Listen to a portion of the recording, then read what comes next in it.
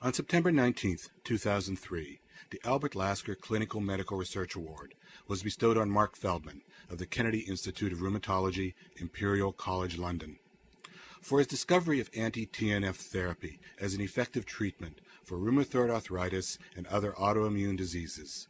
Marc Feldmann is interviewed by William Paul of the National Institutes of Health.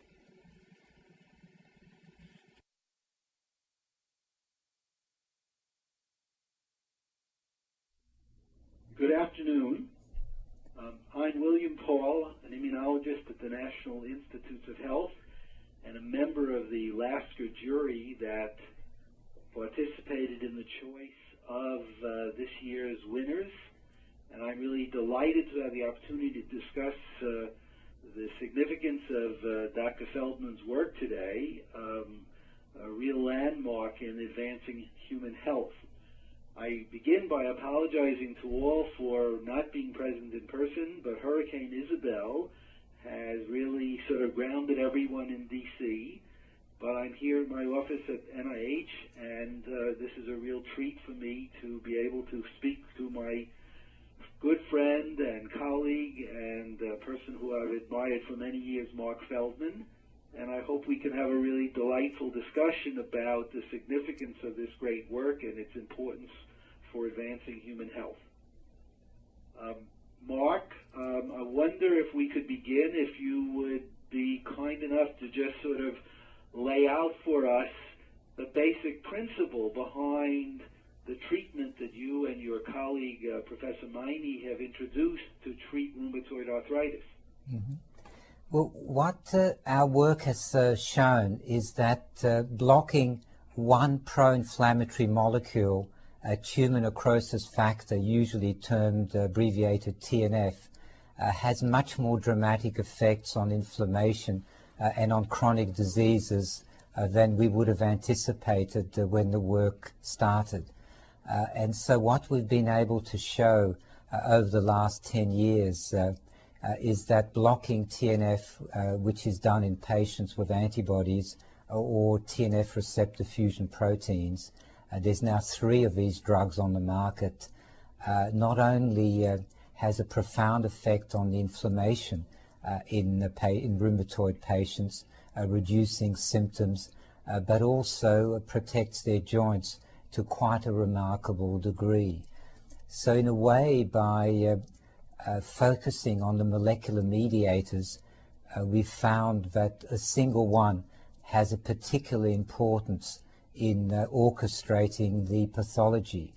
And what's been very gratifying is that whereas our own work has been restricted to rheumatoid arthritis, colleagues and clinicians have picked up on this and have now tested this in a whole plethora of diseases, so that there's now approved treatments by blocking TNF for juvenile rheumatoid, Crohn's disease, psoriatic arthritis, ankylosing spondylitis, and about 20 more diseases coming up in the pipeline. And I think what it really shows is that the technology we now have for unraveling the mysteries of molecular medicine actually really work. They don't work in every case, but at least we now know how to work out therapeutic targets that have real biological and meaningful and medical meaning.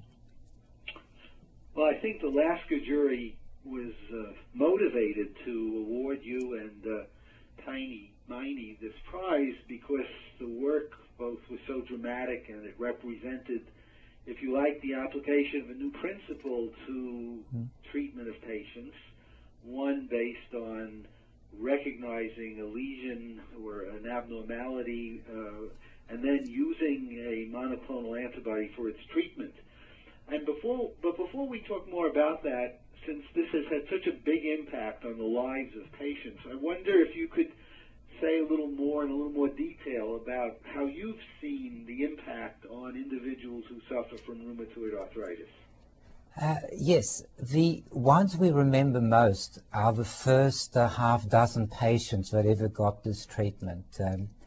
We were fortunate in developing this idea that based on the work of Tony Sarami and his colleagues, Bruce Beutler, Kevin Tracy, and so on, there was a belief that tumor necrosis factor was very important in the sepsis syndrome. And this belief and the fact that 300,000 odd Americans die of sepsis every year led to the pharmaceutical and biotech industries developing a whole series of TNF inhibitors for use in sepsis.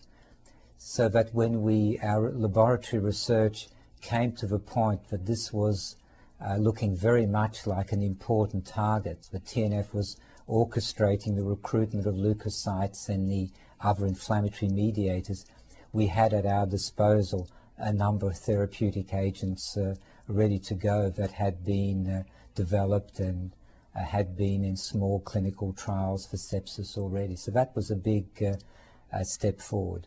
But I still remember that there was a lot of concern based on the data that's quite compelling that TNF is a very important component of host defense, important in the protection against bacterial infections, that blocking TNF was going to be a very risky venture, and that we might cause quite a lot of harm to our patients. And this is something that we still remember, the difficulties of getting approval for this trial through our local ethical committee.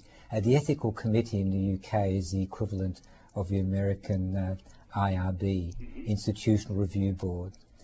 And so when the first trial started, we had patients in a private room, and since the wards in the British hospitals at night look a bit like the Mary Celeste, we even had our own research nurse sleeping at the foot of a bed, so that if a disaster struck, things would not be left too long. But what we were most stunned by was that within a couple of hours, before patients even finished their 3-hour infusion of this drug that we were using, that at the time was called CA2, then it's now known as infliximab or Remicade, the patients already were feeling considerably better. What they noticed first was a lot less fatigue. Their mood improved, and by the next day their pain had got less, and they were feeling remarkably better. And this continued for a period of time. So we had, if you like, in this initial trial, virtually instant gratification. Within the first few hours, we knew that something dramatic had happened. Of course, getting a needle in your veins and the fluid pumped in for 3 hours is a dramatic treatment. So we were very, very pleased when the blood tests on these patients really showed us that this wasn't one of the world's giant placebo effects. Their C-reactive protein had dropped. So that was the initial thing, and within a couple of weeks we had patients being able to go up and down stairs quite quickly, whereas in the past they were really crawling up the stairs. And we still have those videos, and there was certainly momentous times for us because they'd shown that this novel or heretical idea that a single cytokine coordinated a large part of inflammatory response was actually true. And not only that, the patient's response was even more dramatic than we had anticipated for a chronic disease. Right, so you point out that that rheumatoid arthritis and the other diseases for which this can be used, while they manifest themselves sort of obviously in certain areas like the joints, are really systematic diseases, and blocking the inflammation really has a dramatic effect on quality of life of these patients. I know, having a cousin, a young woman with rheumatoid arthritis, beginning the treatment with a TNF inhibitor has had this remarkable effect. But I'm sure you must have thousands of such stories, and it must be very gratifying to have had a role in a contribution that has such an impact on so many people in such a positive way. I understand, Mark, that there's evidence now that even some of the bone destruction that's seen in this disease can be reversed by treatment with antibody or with TNF receptor. Is that correct? Probably correct. What's very well documented now is that all three of the TNF inhibitors that are in regular use will block cartilage and bone destruction. But only in one trial has it really been noted that there appear to be signs of repair. Now that trial was quite large, well carried out, had independent observers who didn't know what they were looking at. So I think it's a reasonable hypothesis, but like all other experiments, you'd like it confirmed a second time. But I think what it does show is that the human diseases, even when they involve tissue destruction, are potentially more repairable than we had initially thought.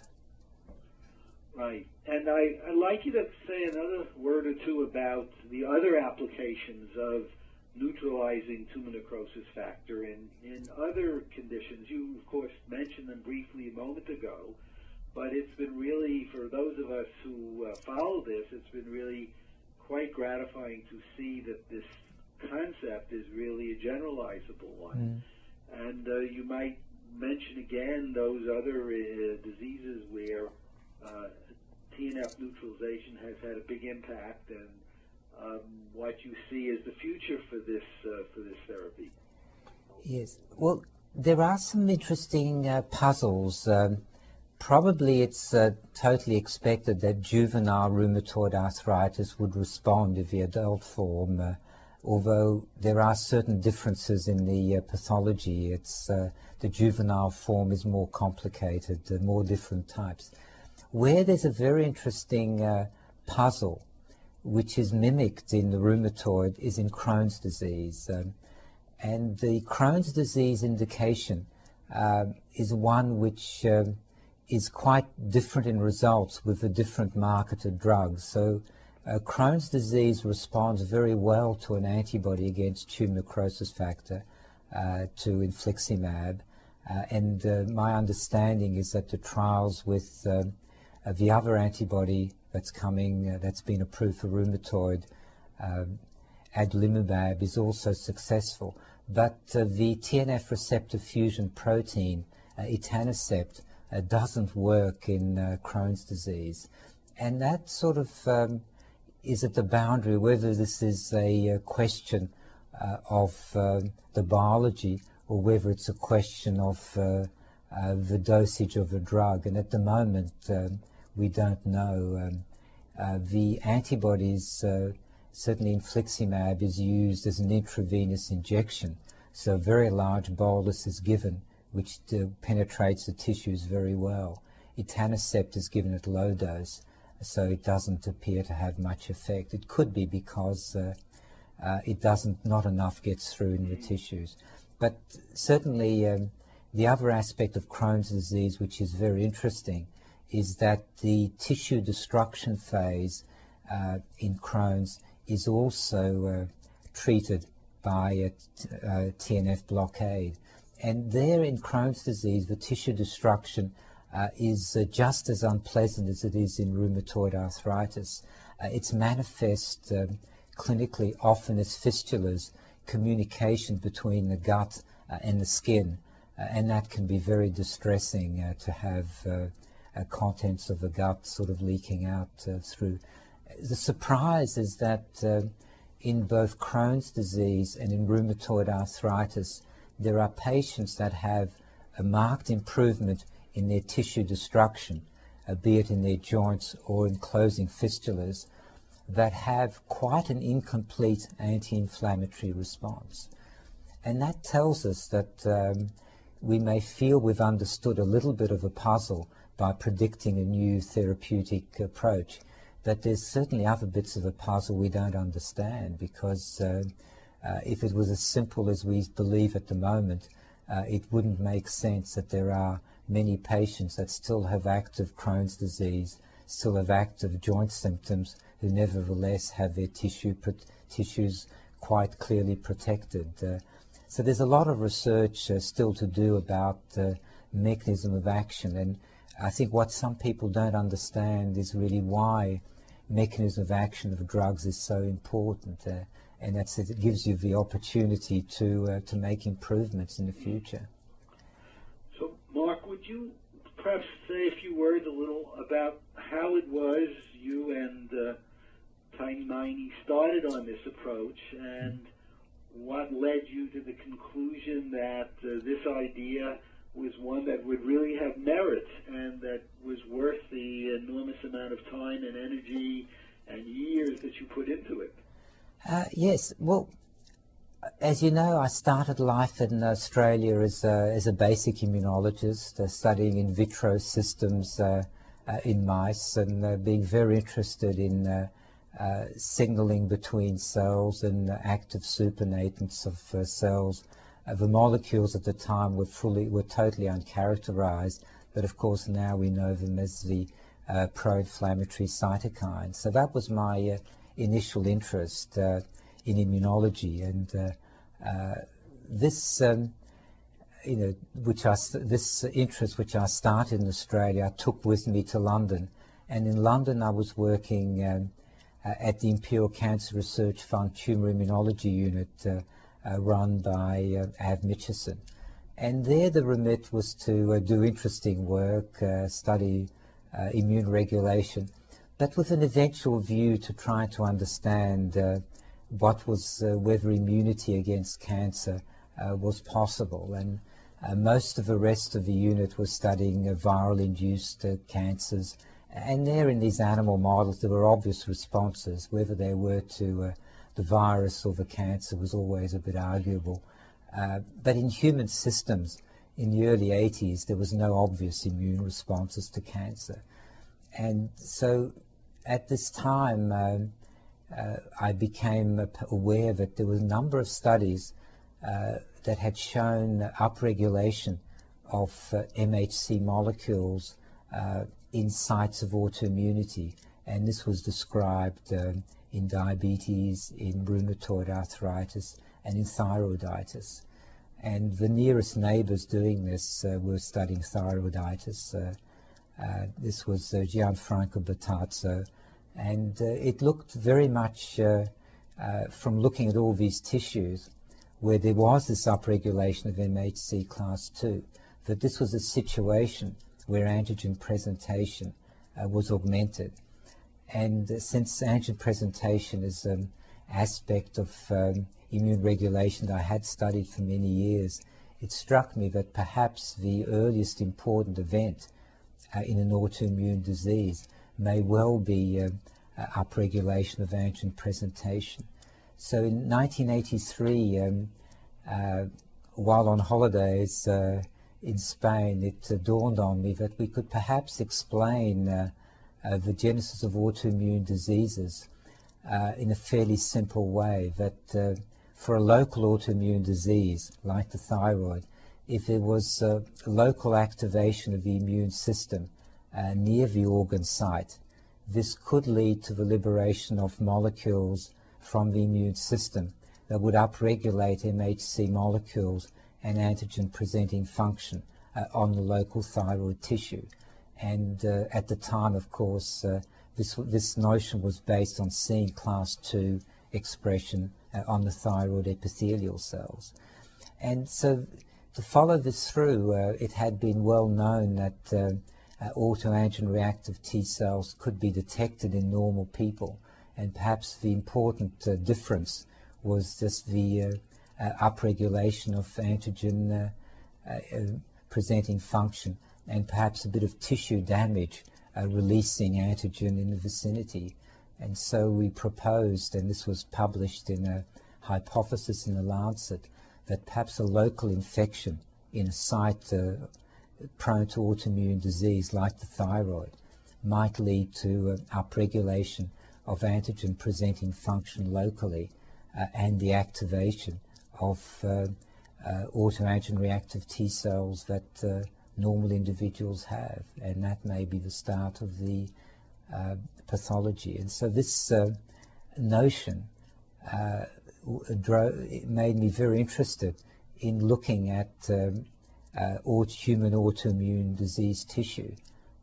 And our first foray into this field was in human Graves' disease, where we were able to show that some aspects of this idea was correct, that there was upregulated antigen-presenting function in the thyroid tissue.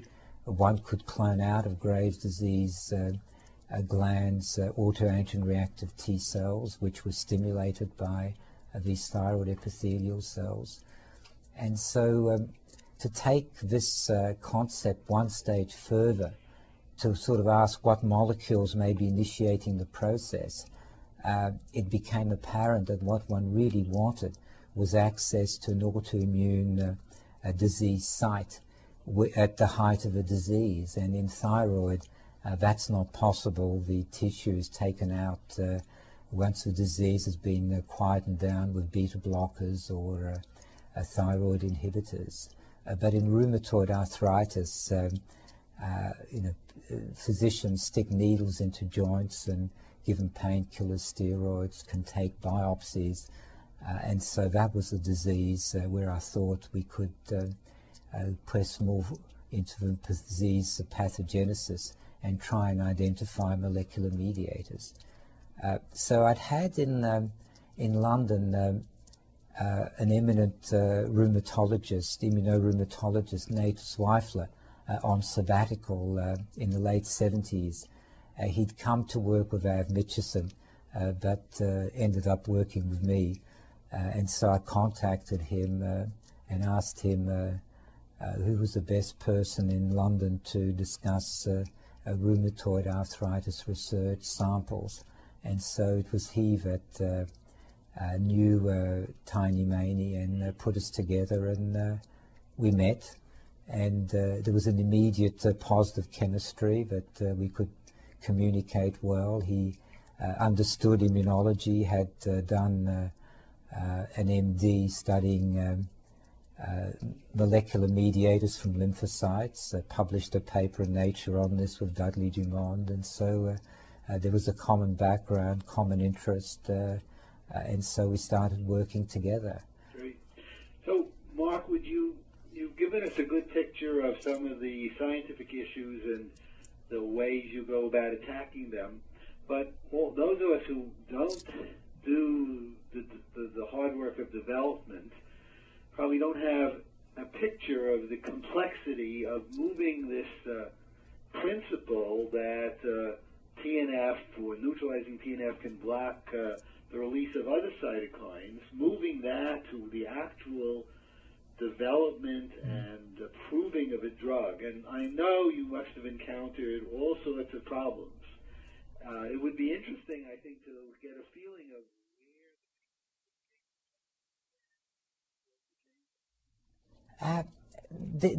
there's always a number of problems to solve in science. The first problem which we solved was a very, very interesting one, and that's the different cultures between rheumatologists and immunologists. When we first became interested in looking at rheumatoid tissue, I was offered some cultured rheumatoid tissue and found to my amazement that this was really just fibroblasts, that the traditional culture of rheumatoid synovium done in the early 80s involved taking the synovial tissue, which is 90% hemopoietic tissue, T cells, macrophages, B cells, as well as some fibroblasts, putting this in a dish and passaging the cells for 3 weeks until you've thrown out all the blood-derived leukocytes and end up with fibroblasts. So this was an interesting cultural difference, because for an immunologist, studying a tissue which was 90% immune and ignoring that and studying the 10% that's non-immune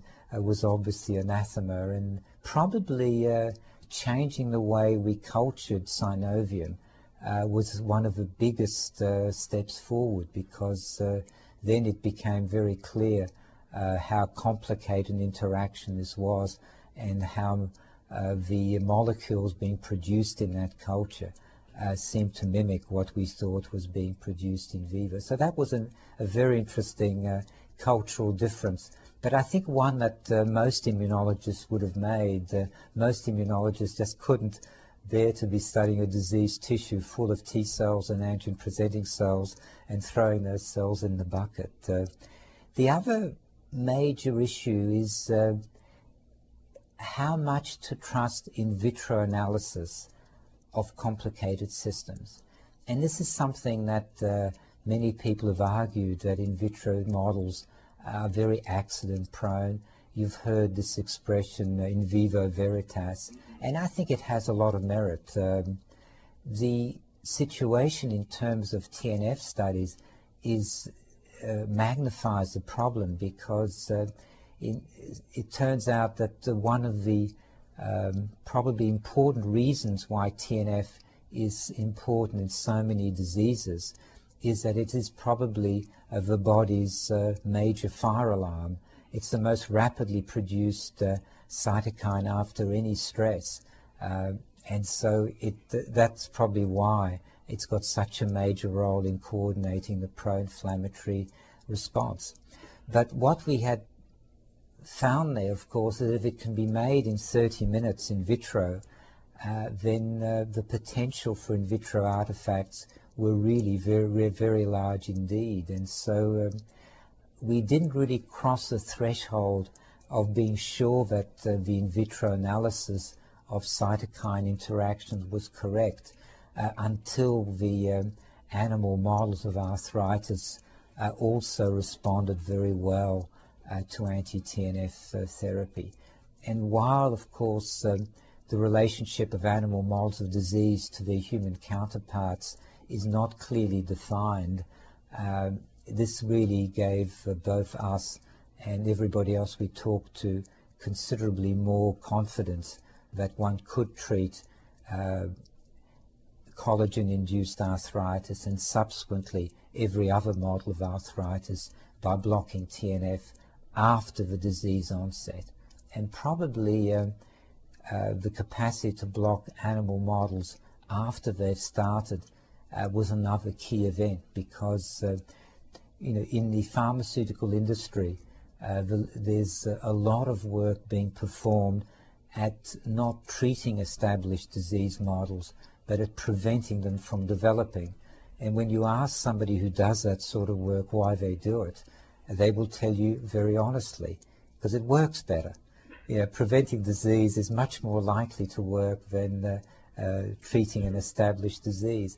So I think these were sort of key events, that we developed new model.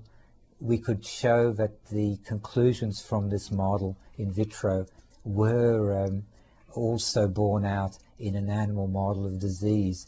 And while at the time this model of disease was rather poorly validated as a model of rheumatoid arthritis, subsequently I think it's become a very well validated model. Right. So Mark, may I now ask you a different kind of question?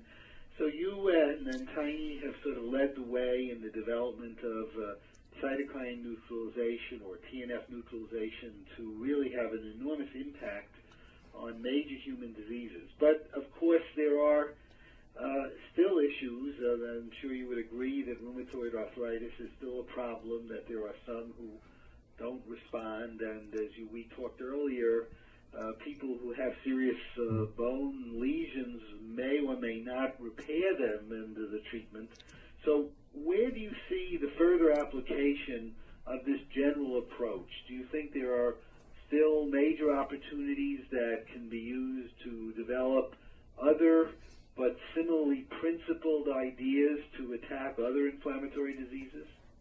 Yes, I think that there are some very interesting, while we've been, one of the interesting things about getting a major prize such as this one is it makes you sort of think in more general terms. And one of the points that we've become aware of is that in general terms, cytokine blockade is usually effective. Attempts to block the immune system in autoimmune diseases directly, on the contrary, have been remarkably unsuccessful. And just to amplify a little bit, anti-TNF is obviously very successful in many diseases. Blockade of IL-1 is also approved, and while the results with the existing drugs are not as good, that may well be because of their pharmacology rather than the intrinsic target. But there's also good preliminary data that blocking interleukin-6 and blocking interleukin-15 is also successful in the same type of chronic inflammatory disease. So you've got a whole package of things which all work, and it's impossible to really say one's very, very much better than another on the available data. But on the contrary, attempts to induce tolerance with peptides, with antibodies, have really made very little progress. So I think it may well be that attacking the more innate, the less flexible bits of the immune system, for example, the cytokines, is easier to do than more plastic bits of the immune system, such as antigenic recognition. So this is one aspect that we've sort of become quite clearly aware of. The other aspect we've become aware of is that human diseases are really very complex, and to expect that a single targeting a single protein is going to give a cure to a complex multifactorial disease is probably impossible. But what we have shown, and others have shown subsequently, that one can have measurable effects.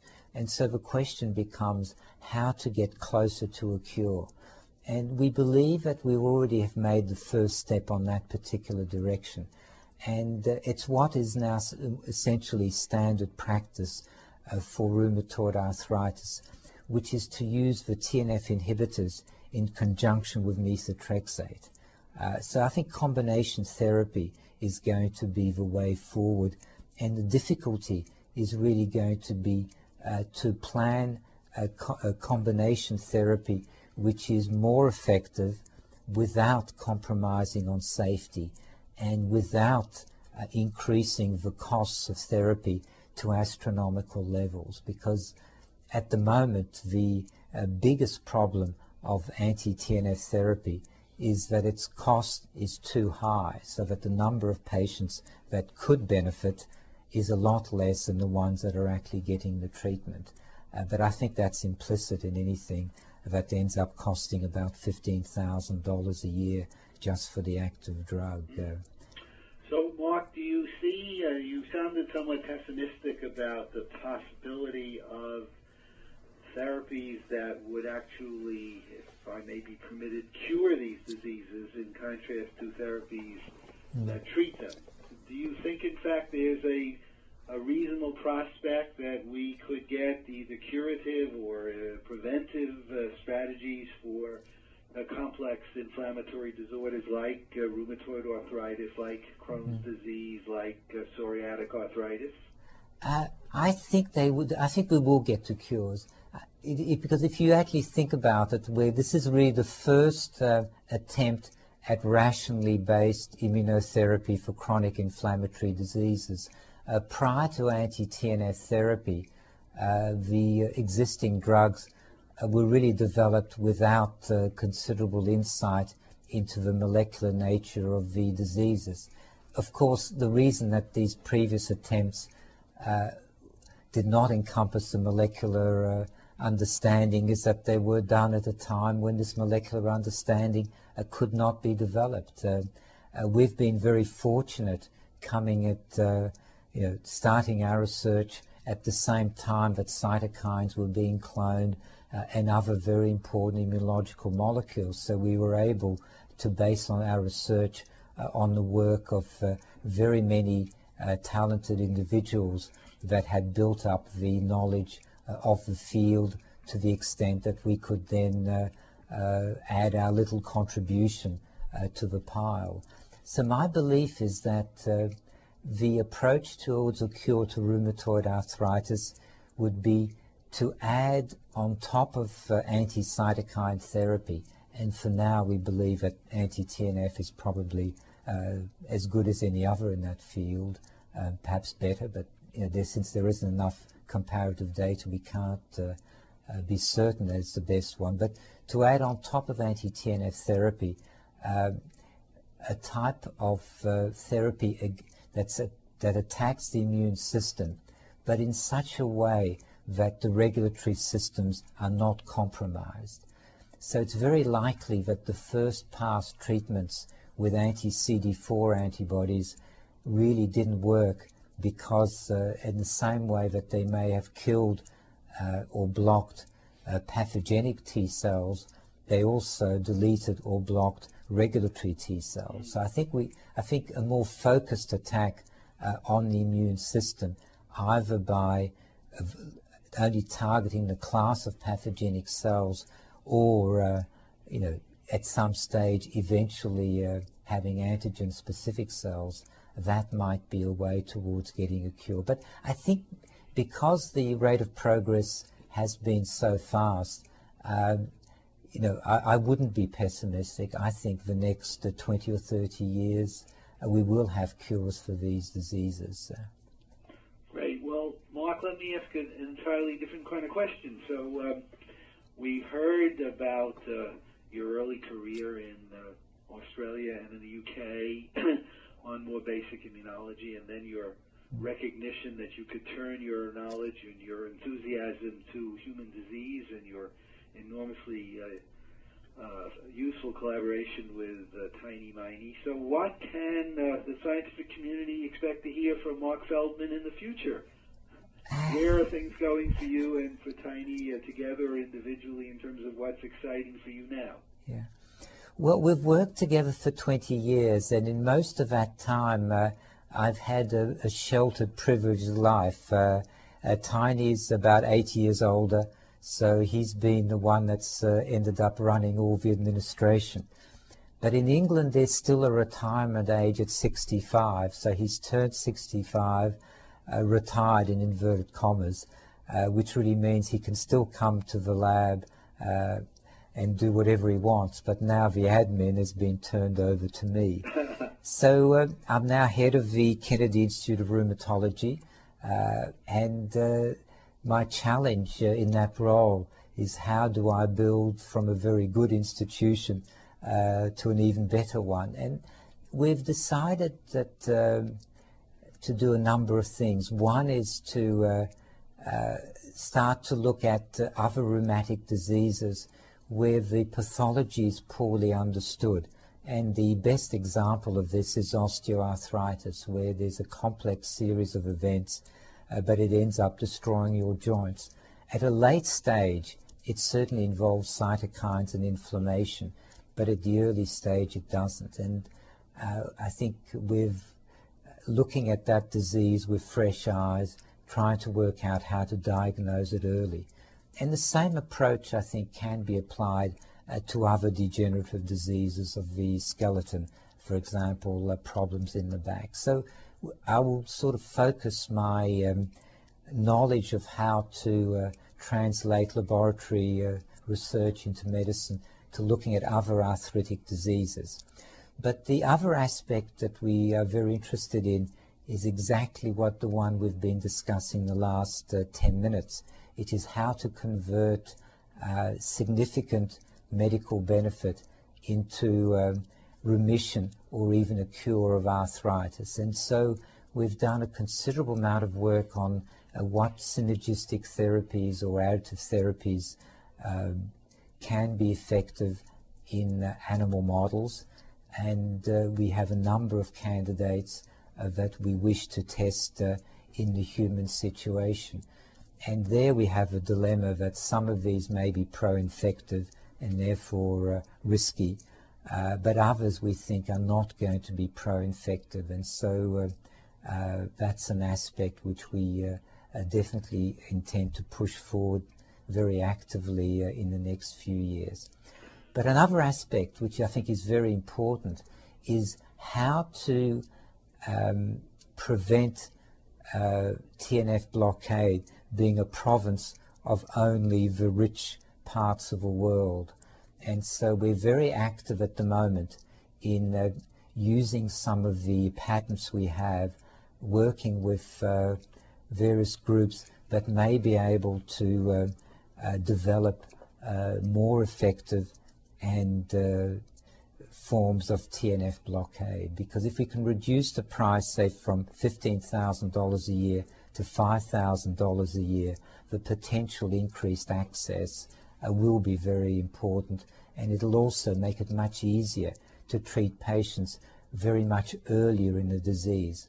Because in arthritis at the moment, there's an unfortunate paradox that once patients are diagnosed with rheumatoid arthritis, they usually can't get TNF blocking drugs until they've failed at least one disease-modifying drug, and often more than one. So it means that for a period of 2 to 5 years, they're getting suboptimal treatment and their joints are getting progressively damaged. If we had more flexibility on TNF blockade, it may be possible to change the paradigm and have this as a first-line therapy. So, Mark, since I think we're probably coming to the end of this chat, but let me ask, winning this prize, obviously, I'm sure is gratifying to you and to all of us who've admired your work. It's very gratifying.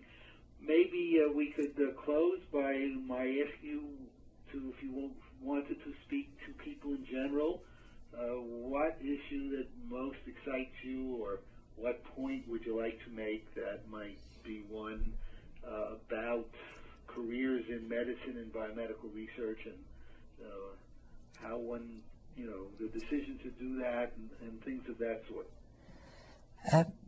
Well, I think you and I, Bill, have had an amazingly good fortune to grow up in immunology and molecular medicine, as a whole plethora of interesting molecules have emerged from biological activity to biochemical life to having their genes cloned and the proteins produced in kilograms. So we've seen this amazing revolution in molecular medicine. So we know something that younger people do not know, that there is an enormous opportunity for creative science to do enormous medical good, that the era of molecular medicine contributing to human health has actually barely begun. We now have all the pieces of, or at least most of the pieces of the chess set. The genome has been cloned, the proteome is being addressed, how these genes are producing proteins. And so I think the stage is really set for monumental changes in the way therapy can be delivered. So there are enormous opportunities for young people to make contributions on a comparative or an even greater scale.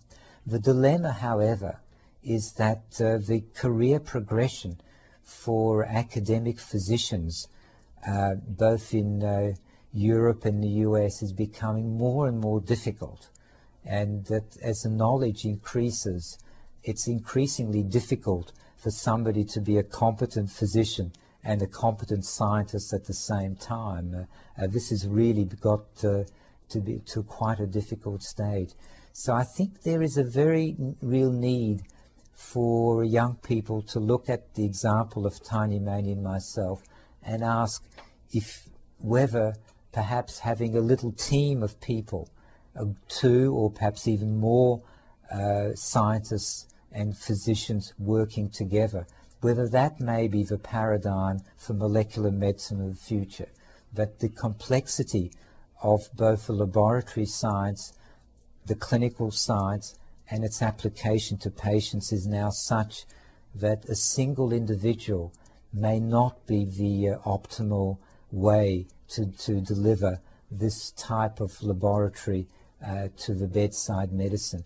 It may be that the critical group, the management group or the leadership group, has to be shared by a couple of people. And I've certainly found that having a colleague, a partner, a friend with complementary knowledge, overlapping knowledge, to help in this going through this jungle of unknown and dangerous places to go to. Very helpful, and it may really be that that's the way for molecular medicine. We need every scientifically trained physician available to be excited by the opportunities and not discouraged by the endless training schemes. But also we need the realization that these people probably need support from more active laboratory-based researchers if their potential as academic physicians is to be fully realized. Well, so I think terrific, Mark. Mark, I do want to thank you, and again to congratulate you and Tiny Miney on sharing this prize. It's always a great excitement to see important advances recognized and to know how individual decisions can have such a great impact on aiding human health. So please accept my congratulations, and I know all of your colleagues and friends are just simply delighted that you're going to be receiving this honor. Again, it's been a great pleasure to have this chat. Thank you, Bill. Thank you for these very kind words.